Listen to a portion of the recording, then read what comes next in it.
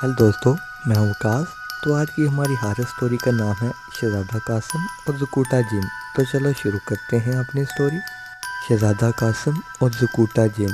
पुराने वक्तों की बात है कि एक बादशाह अपने महल के बाग में चहलकदमी कर रहा था। उसके हादम कुछ फासले पर खड़े थे जबकि मलका एक दरख्त के नीचे अपने हाथ में सफ़ेद कबूतर लिए उसे बहला रही थी। वह कबूतर दूध की तरह सफ़ेद और बहुत ही खूबसूरत था। उसे देखते ही हर एक के दिल में ख्वाहिश पैदा होती थी कि वो इस कबूतर को अपने साथ ले जाए, लेकिन ऐसा हर कोई ख्वाहिश ही कर सकता था क्योंकि वो कबूतर बहुत कीमती था। उसके लिए एक इंतहाई खूबसूरत सोने का पिंजरा बनाया गया था जहाँ उसकी खुराक का बहुत अच्छा इंतज़ाम किया जाता था। इस कबूतर की देखभाल पर 2 मुलाजमाएँ हर वक्त मामूर रहती थीं। कबूतर को शाही तबीब हर हफ्ते देखने के लिए आता था। उसकी सेहत का खास ख्याल रखा जाता था। उसकी हिफाजत के लिए महल के मुहाफ़िज़ हर वक्त चौकस खड़े रहते थे। दरअसल बात यह थी कि वह सफ़ेद इंतहाई खूबसूरत कबूतर एक नेक बुज़ुर्ग ने बादशाह सलामत को उस वक़्त दिया था जब वो बादशाह नहीं बना था। बुज़ुर्ग ने वो कबूतर देते हुए कहा था कि इस कबूतर को अपने पास रखने से तुम्हारी किस्मत बदल जाएगी, और जब तक ये कबूतर तुम्हारे पास रहेगा किस्मत तुम पर मेहरबान रहेगी।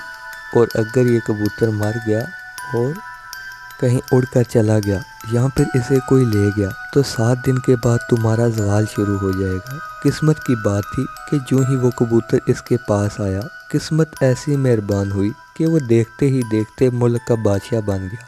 तब से बादशाह सलामत इस कबूतर की बहुत हिफाजत और ख्याल करता था। बादशाह सलामत के वहम और ख्याल में भी ये बात नहीं थी कि एक जिन जिसका नाम ज़कूटा था और उसके 6 हाथ थे, उसकी ज्यों ही नज़र इस कबूतर पर पड़ी थी वो इसे बहुत पसंद आया था। वो चाहता था कि वो इस कबूतर को अपने साथ अपनी बस्ती में ले जाए। इस बात को ज़्यादा दिन नहीं गुजरे थे कि ज़कूटा जिन का छोटा बेटा भी साथ सैर तफरी कर रहा था।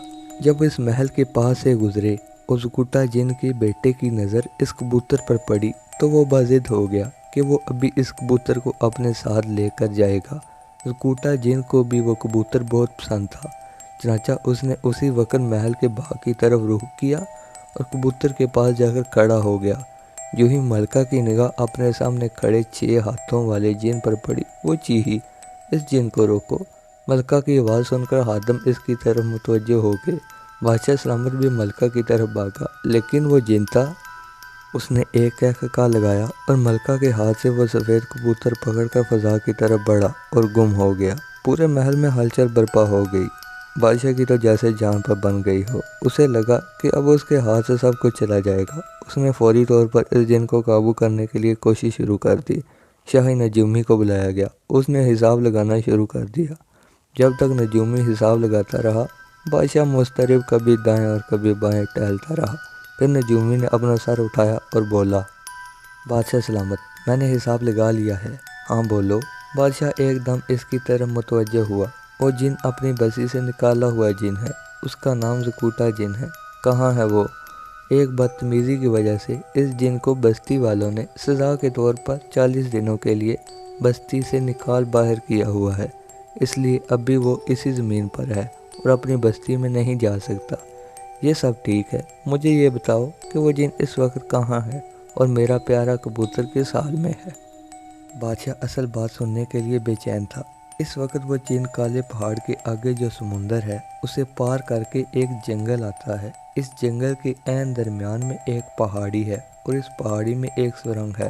वो जिन इस सुरंग में मौजूद है जबकि उसकी बीवी और एक बच्चा इससे दूर एक ऐसे इलाके में है जो बहुत गर्म है, और कबूतर अगर वहाँ चला गया तो उसी वक्त जल कर राख हो जाएगा। हमें क्या करना होगा? कबूतर को बचाना है तो फिर इस जगह जाना पड़ेगा। कैसे जाएंगे? 2 दिन की मुसाफत है। 2 दिन जाने में और 2 दिन आने में 4 दिन हो गए। फिर वहाँ कितने दिन लगते हैं इसका पता नहीं। जबकि 7 दिन के बाद बादशाह हिसाब लगाते हुए काम सा गया। अब क्या सोच रहे हैं बादशाह सलामत? वज़ीर ने बादशाह की खामोशी को तोड़ना चाहा।